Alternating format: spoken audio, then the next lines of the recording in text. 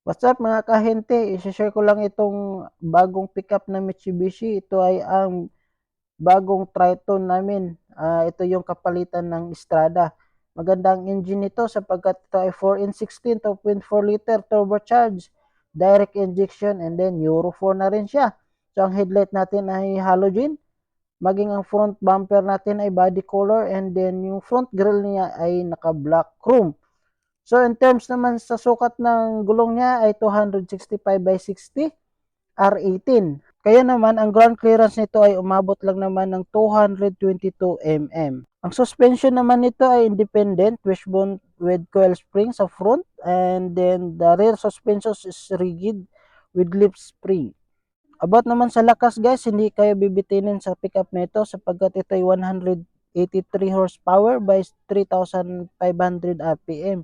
And then yung torque naman niya ay 430, and then 2,500 RPM.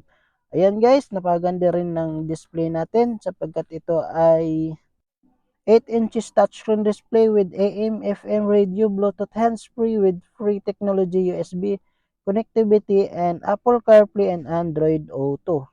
So seating capacity is 5. Napakaganda din dito sa likod sapagkat legroom saka headroom niya ay napakaluwag, and then meron na rin siyang charging port dito sa likod, and then air vent meron na rin siya para hindi masyadong mainit. Ang overall length pala ng Triton ay 5,320 mm.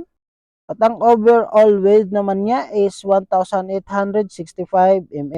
At saka yung height niya guys ay 1,795 mm.